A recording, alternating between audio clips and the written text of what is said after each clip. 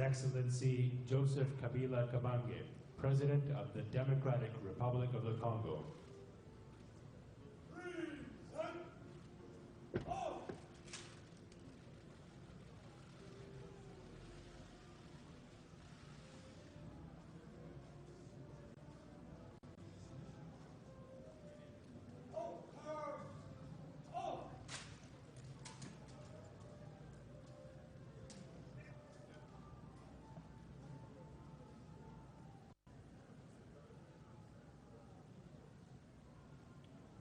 Ce qui s'illustrerait des dérapages de toutes formes face à l'actualité politique de l'heure. Liberté d'expression, oui, mais dans le respect. Le dialogue national est donc annoncé pour très bientôt. Vous le savez, la classe politique congolaise est assez divisée à ce sujet, les uns pour, les autres contre. Le porte-parole du gouvernement réagit face à cette multitude de réactions à suivre dans ce journal.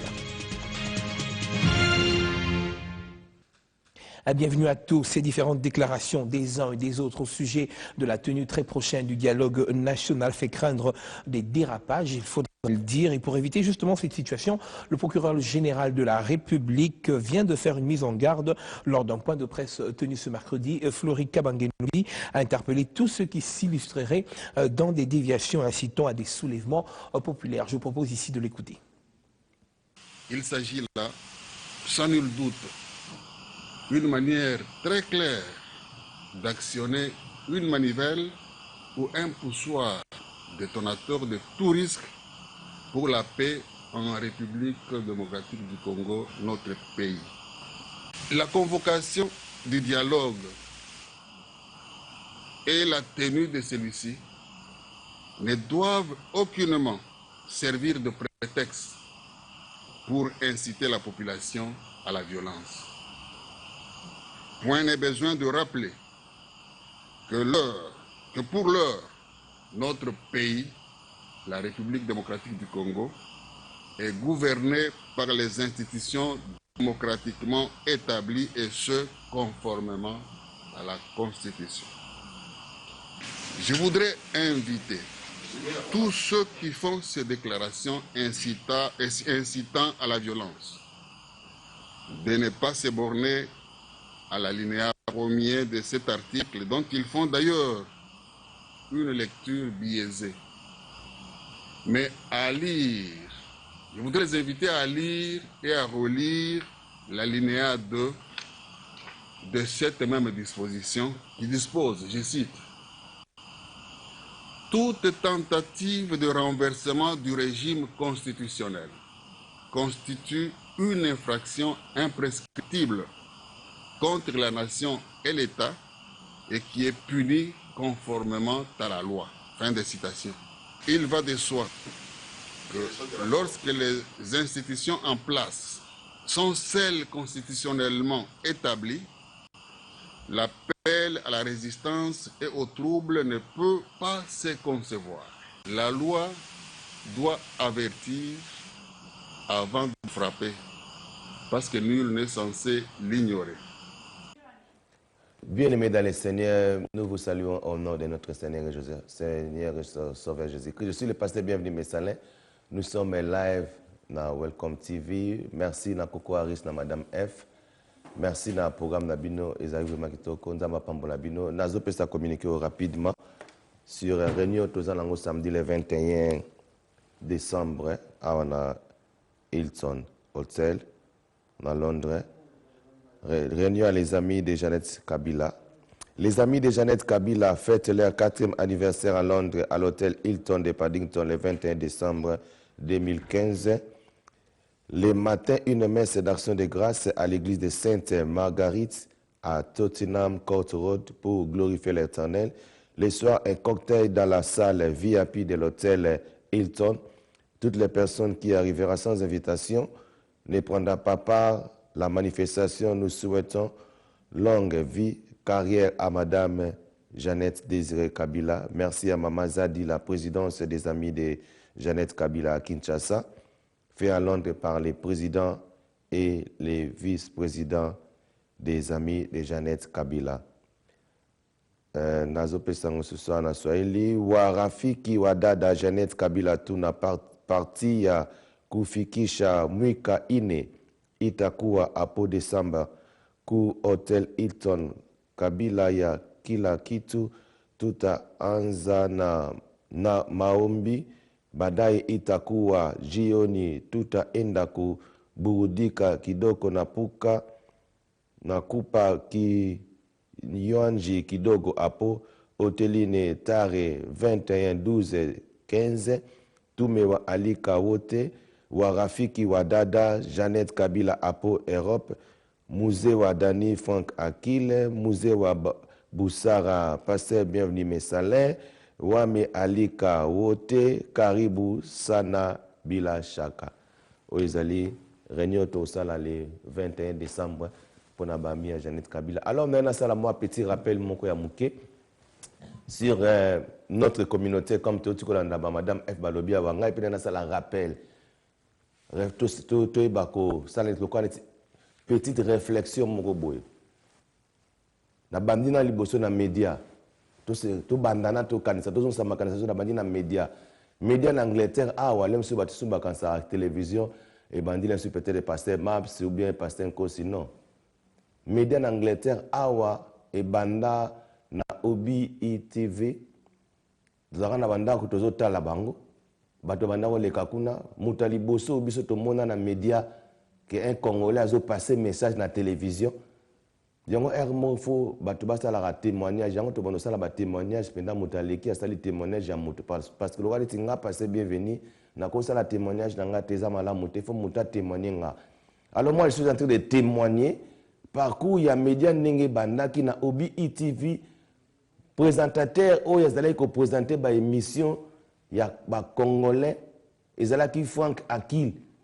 Il présentait les émissions en français na anglais émission ezalaki na kombo Saga Africa bat babana vanda na mandako bazolanda yango même les étrangers babana ko landa yango bono mona mingi ba Tanzanie ba Burundi ba Rwanda ba tamboka na miso lingaka musique na biso mingi bazalaki ba fanatique ya émission na biso tuto bana ko tala yango Saga Africa. C'était dans les 2002 comme ça na Obi TV 2002. Et puis to landa na kati na 2002 wana tangu ya zalaki na Obi TV ezalaki na ndeko moko babenga Lobo boyebi azolanda ndinga zawana yepa yaki na kati na Obi TV mais il présentait pas les émissions azalaki ko sala marketing na kati na Obi TV wana okene na ba shop ba congolais ko sala marketing pour na koluka marché. Il travaillait na kati ya chaîne ya baganaye wana. Après ndeko na biso Boni aye kokota na shot one na yen avec la pluie posée ba koti ba sali pe impact na ndenge na bango. Donc ezalaki na ba congolais bazalaki kuna ezalaki na Frank Akil lo bazalaki Titi Lungana Boni bazibaye à la prête ko mona journaliste na biso ya ozana kin sur quoi travailler na bureau ya ministre vice ministre de la diaspora Guy Momat. C'était un journaliste aye azo travailler na kati ya Obi TV. Il présentait les émissions na kati wana. À l'après, toyomona na ben kuna nani ndeko na biso nyembespe ayaki ko banda be émission na ben côté mususu. Batu babandaka média zalaki bien. Mais botala elo mona na fungola bino. Tant ba congolais ba koti na kati ya Obi TV bani na ba problème. Ba problème bandi ko kota parce que ba congolais tamba ye wana et comme lokola ko wolela na abandaki asali boy wana mso akomoluka bakomi ko wolela na succès muninga zaki na succès makasi bakomi ko lukele problème babio non aza congolais taza boy tala ndenge biso communauté na biso ndenge tozo sala makambo ya bien te soki boyebi te nazo pesa un petit rappel. C'était en 2002 ye mutabanda média ko sala journalisme na émission Saga Africa. Saga Africa, le collège qui mission sur le français, congolais, mais il était congolais 100%. Mituma Bekoti, menacé Bango, menacé na Guimomat, tia Kima na Angleterre. L'icolo ya menace. Parce que Guimomat, c'était une personne intellectuelle, il faisait ses émissions calmement, azo promote mboka na ndenge normal parce que Moutoua Azamaye, les Azana Kanisa, normal. yako le na télévision te pas banda ko finga mutu makambo a chrétien makambo netalité lui il faisait ses émissions normales azo promote makambo sur ya bien. Alors maintenant ça zoa o yesenga ki écouter même TV na ye akimatia kinana kilona kisasa nzamba sali grâce ayeko za musala na vice ministre ya diaspora. Totala makambo biso ba congolais tozo sala. Toza lokola ba indien bazana boyokani. Toza lokola ba jif bazana boyokani.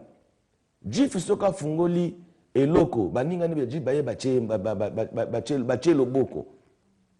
Mais biso siko soki to sa mutu asali eloko batu baye ba BBC. Nazaka na kati ya media. Tolongwe na makamba obi boni ayeko longwa ayeko sala short one na e chaîne kitoko. Batu balandaka ngebele. Bambuye ma ekoti bambuye ye ti na ba makambo bele salake ndeko na biso akomi na ba problème akosu ko futa te parce que support ya communauté ezalaki lisusu te parce qu'il était seul ba komo betele ba calcul azo futa 30 000 livres na mois c'est kazo zabo jalousie ekoti tolingi ko simba yete alors tozote que la mutu charge ya télévision yemoko alors ce n'est pas bien. Batu ba menacé bas bukele ba problème belé neko ayeko kanga alors to vandi to comme ko regretter boni akei to vandi wonderful ezalaki chaîne ya télévision oyo pasteur mas azaki moi espace na ye azolekisa ba pasteur chrétien ba pasteur kosi ba na ko leka kuna ba salier les choses ezala kaka ba congolais na ba pasteur bazaki na kati ba salier les choses ezala ba beti eku ba changer ya longwe mokatikali na kati. Tu t'imagines ce qu'on est en train de faire? Nous avons bêté la bine sur les médias. Parce que dans les médias, na wonderful, parce que coopérer bien na mais c'est cool. Quand on a kati na wonderful, on a passé au yé à bané kolekisa. À salier ezala. À bêter le tout, à lui que le problème, mais ça lui connaît deux parties. Alors passer à chaque mbongo n'est pas gé, à eko lemba atiki, ba décourager. Alors le pasteur on a tikala kina batu mususu, abandi. Mais le côté c'est qu'il loko sali kumuka biente. Sikoyo, nzama epala la raté. Mais c'est cool le kola ba congolais ka ba kota na kati. Ba congolais ba sali ege, ba bimi bango tout. Balandi sikoyo cheno ya olive kuna ba ke fongola kuna. Atika na faillite. Poni na sangana na ba congolais ba baby sili business na ye lelo akanga. Tanga kangi toke na kati na chaîne na biso ya ndeko na biso pasteur Aosala Moussa na ye azote ya évangile na ye. Donc, à une chaîne chrétienne. Pour créer les grands problèmes. On a un grand problème, c'est que les combattants sont menacés. Pourquoi? Parce que, à côté de qui, mais finalement, si tu as le niveau de tu t'imagines, au quitte dans l'aéroport, la personne dit que c'est un robot qui est en train de se touche. Pour la bébé, c'est un peu pour que la télévision soit maintenant, masali grâce à l'autre télévision continue nango. Les Congolais bazo soutenir te. Alors, bekolo mususu ba soutenir bande ko na bango. Kaka na tango yaza na chaîne nae, ndeko na biso Henri ayekozwa moi espace nae na chaîne oyo mususu wana azoleka. Abandi bien, ba pe ba ye bazo supporter titi ali ba créer les Henri problème. Mwana batu akokite batu babunda na kati ya chaîne ba créer ba problème ba lettre makambe belé poka kakanga botala mitema oyo biso ba congolais to sala kaka congolais bo banyango na obi elongo na obi to yena na wonderful et yesusu na chaîne a passé kosi mais grâce nzamba sali ngolé kangamite église pe kangamite balandi Henri ti le loi kangi poka kazaki congolais ba kota ki na kati baye ko bebisela ye makambo baye ko yepa na awa bino mo biswa na ko beta témoignage na ngati na zoloba yango wana na ko vanda na ko réfléchir il faut moko to pesa rappeler moi ba